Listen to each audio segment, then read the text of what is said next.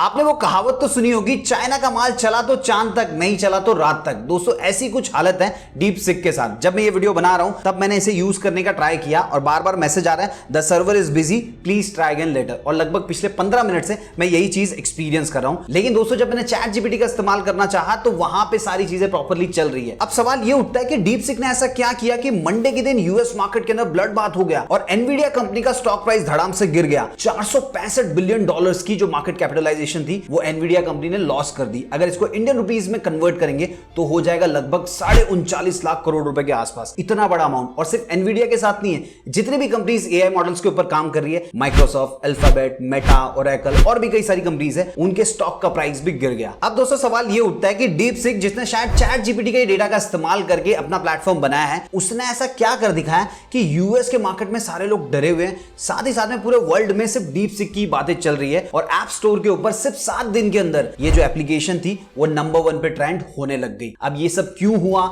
क्या इसके पीछे की स्टोरी है, सब कुछ जानने की कोशिश करेंगे आज के वीडियो के अंदर। लेकिन उससे पहले अभी तक वीडियो को लाइक नहीं किया तो प्लीज लाइक कर दीजिए और नीचे कमेंट बॉक्स में लिख के बताइए आपके हिसाब से चैट जीपीटी ज्यादा अच्छा है या फिर डीप सीक। चलिए दोस्तों सबसे पहले तो ये समझते हैं कि डीप सीक एग्जैक्टली है क्या। देखिए डीप सीक चाइना की एक एआई स्टार्टअप कंपनी है जिसकी शुरुआत मई 2023 में हुई थी। और जैसे ओपन एआई ने चैट जीपीटी मॉडल मार्केट में निकाला, उसी प्रकार डीप सीक ने अब तक 2 मॉडल्स निकाले हुए हैं। सबसे पहला है V3 और दूसरा है R1। और R1 तो अभी हाल फिलहाल में इन्होंने लॉन्च किया था। अब अगर हम बात करें चैट जीपीटी की तो उसको बनाया क्यों गया था, ताकि ह्यूमन जैसा आंसर करते हैं उसी प्रकार का आंसर एआई की मदद से निकाला जा सके। जैसे मान लीजिए आपको कोई सवाल पूछना है तो चैट जीपीटी उसका आपको आंसर दे देता है, आपको कुछ लिखवाना है तो वो लिख के दे देता है, आपको कोई प्रॉब्लम है उसका सॉल्यूशन आपको चाहिए तो वो भी आपको दे देता है। तो इसी प्रकार की बहुत सारी एक्टिविटीज चैट जीपीटी की मदद से की जा सकती है। अब जो चैट जीपीटी की मदद से किया जा सकता है वो सारी चीजें की जा सकती है R1 मॉडल्स की मदद से। आई नो अब आप में से कुछ लोग कह रहे होंगे कि चैट जीपीटी में हम इमेज डाल सकते हैं, इसमें नहीं डाल सकते, मुझे पता है, लेकिन टेक्स्ट बेस्ड जितनी भी चीजें होती है वो सारी की सारी दोनों में पॉसिबल है। अब देखिए आप खुद जानते होंगे जब चैट जीपीटी को मार्केट में लॉन्च किया था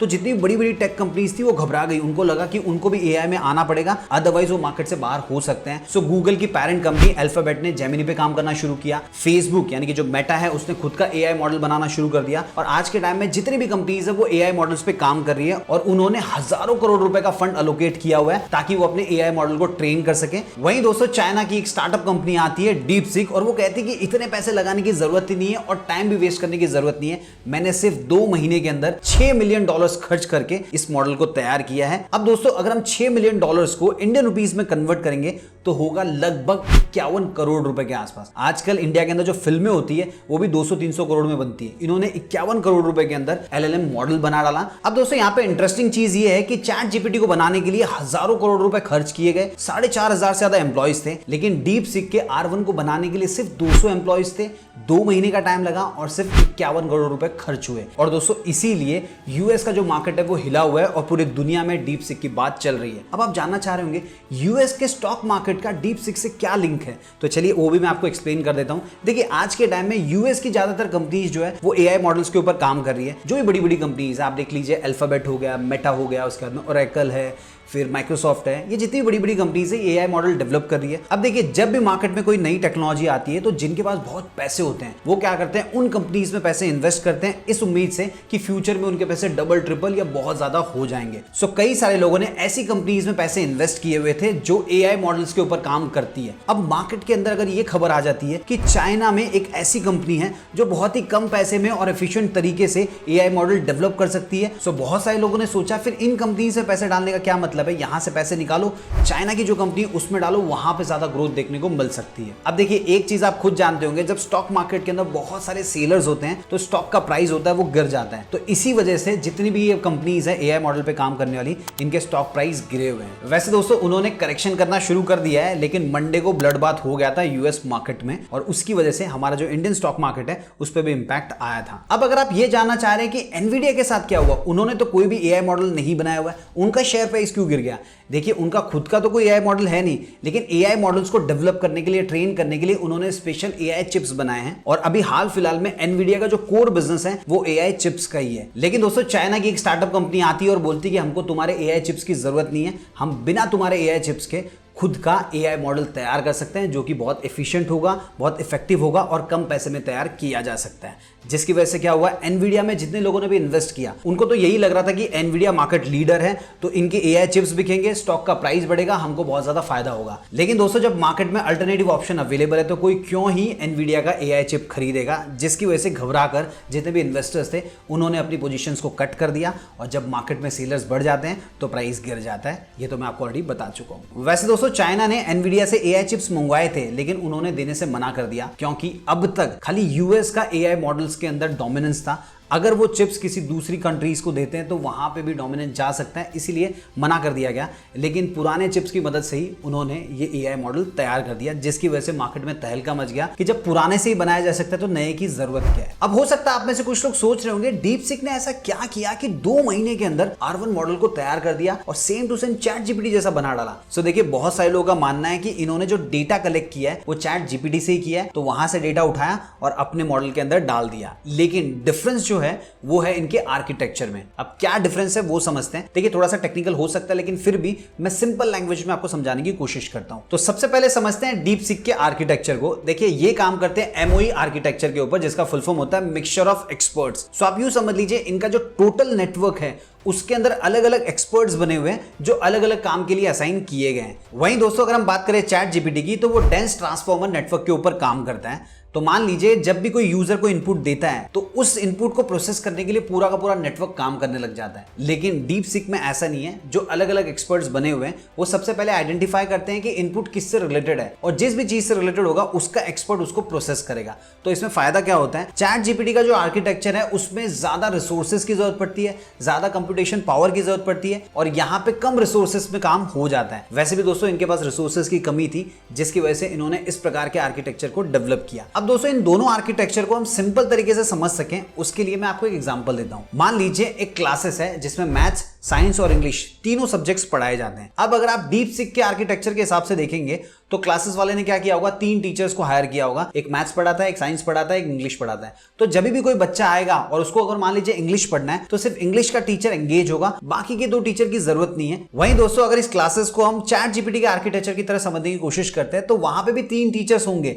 अगर कोई बच्चा आता है बोलता है मुझे इंग्लिश पढ़ना है तो तीनों के तीनों टीचर्स उसको पढ़ाने की कोशिश करेंगे और उनका मोटिव होगा कि अच्छे से अच्छा पढ़ाया जा सके। लेकिन जो एक्सपर्ट है वो ज्यादा अच्छा पढ़ा सकता है एज कंपेयर टू जो एक्सपर्ट नहीं है। सो इन दोनों में यही डिफरेंस है। आई बिलीव आप समझ गए होंगे। और दोस्तों इसी वजह से डीपसीक कम से कम टाइम और कम से कम रिसोर्सेज में चैट जीपीटी जैसा एलएलएम मॉडल तैयार कर पाया। इसके अलावा दोस्तों इन्होंने एक और स्मार्ट चीज क्या की कि अपने मॉडल को ओपन सोर्स कर दिया, जबकि चैट जीपीटी का जो मॉडल है वो क्लोज्ड है। किसी को भी पता नहीं है कि उसमें किस तरीके से डेवलपमेंट हो रही है, किस तरीके से काम हो रहा है, लेकिन इनका ओपन सोर्स है। कोई भी अगर एआई कंपनी है या कोई भी एआई पे काम करने वाला डेवलपर है वो इनके मॉडल के अंदर मॉडिफिकेशन कर सकता है, ताकि डीपसीक को खुद अपने जेब से बहुत ज्यादा पैसे डालने की जरूरत ना पड़े। जो पूरे वर्ल्ड लेवल पे एआई में काम कर रहे हैं वो ऑटोमेटिकली इस पर्टिकुलर मॉडल को डेवलप करते रहें। वही अगर हम चैट जीपीटी की बात करें तो पूरा का पूरा पैसा कंपनी को डालना पड़ेगा, जिसमें बहुत ज्यादा पैसे की जरूरत पड़ेगी। अगर एग्जांपल के तौर पे समझाऊं तो एंड्रॉइड एक ओपन सोर्स टेक्नोलॉजी है जिसके अंदर अलग अलग लोग एप्लीकेशंस बनाकर एंड्रॉइड पे डालते हैं और अब एक पूरा इकोसिस्टम बन चुका है।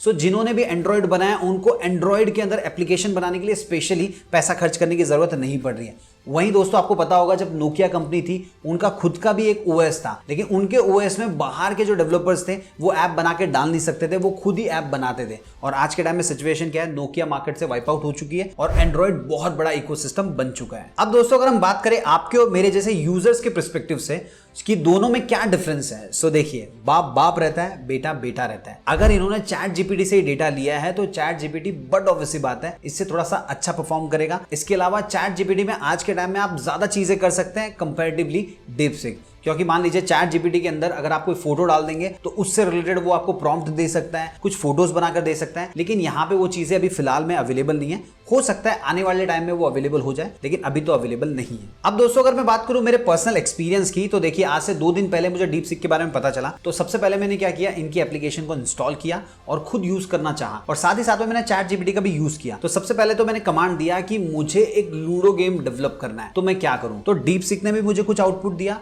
और चैट जीपीटी ने भी मुझे कुछ आउटपुट दिया। अब दोनों के आउटपुट में क्या डिफरेंस था वो मैं आपको बता देता हूं। देखिए डीप सिक का जो आउटपुट था वो थोड़ा सा एलोबरेट करके बताया गया था, अच्छे से सारी चीजों को एक्सप्लेन किया था, जबकि चैट जीपीटी वाले में थोड़ा शॉर्टकट में बताया था। तो हो सकता है अगर इन्होंने यहां से डेटा लेके यहां पे डाला है तो उसमें अपने हिसाब से थोड़ा सा अच्छे से एक्सप्लेन किया होगा। उसके बाद में दोस्तों मैंने एक और प्रॉम्प्ट दिया कि मुझे यूट्यूब वीडियो के लिए हुक की जरूरत है। सो डीप सिक ने क्या किया, मुझे 20 हुक दे दिए। वहीं चैट जीपीटी ने पूछा कि भाई तुमको क्या वीडियो बनाना है, सबसे पहले तो वो बताओ, उसके हिसाब से मैं तुमको हुक दूंगा। सो आप समझ सकते हैं कि जो एक नया यूजर अगर डीप सिक को यूज करेगा तो वहां पे उसको इजीली इंफॉर्मेशन मिल जाएगी। चैट जीपीटी के अंदर थोड़े से स्टेप्स को उसको फॉलो करना होगा। सो दोस्तों मेरा ओवरऑल एक्सपीरियंस देखेंगे तो डीप सिक मुझे थोड़ा ज्यादा अच्छा लगा। लेकिन दोस्तों जब मैं ये वीडियो बना रहा था तो मुझे किस प्रकार के आउटपुट मिल रहे थे ये मैंने आपको वीडियो की शुरुआत में ही बता दिया कि चला तो चांद तक, नहीं चला तो रात तक, क्योंकि ये चाइना का माल है। चलिए दोस्तों अब आखिर में बात करेंगे कि इस डेवलपमेंट के बाद में एआई का फ्यूचर क्या हो सकता है, और अगर हमको एआई में कुछ करना है तो किस प्रकार की चीज के ऊपर काम करना चाहिए। देखिए सबसे पहले तो जितने भी एलएलएम मॉडल्स थे वो सारे के सारे यूएस की तरफ से आ रहे थे, अब चाइना की तरफ से भी आया।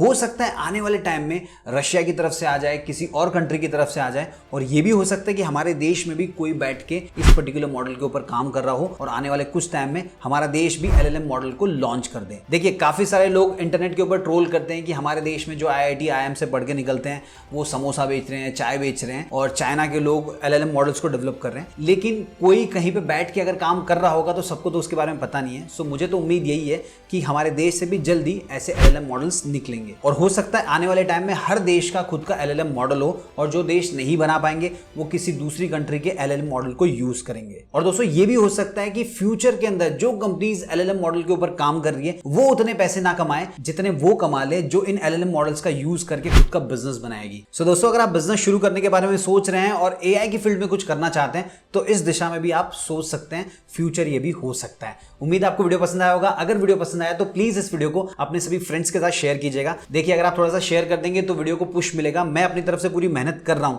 लेकिन लोग वीडियो देखकर उसको शेयर नहीं करते, जिसकी वजह से YouTube का एल्गोरिदम इसे और ज्यादा पुश नहीं करता। आप देख सकते हैं चैनल पे उतने ज्यादा व्यूज नहीं आते, लेकिन मेरी तरफ से पूरी मेहनत चल रही है। वीडियो को लाइक कर दीजिएगा। मिलते हैं दोस्तों अगले वीडियो में फिर एक इंटरेस्टिंग टॉपिक के साथ।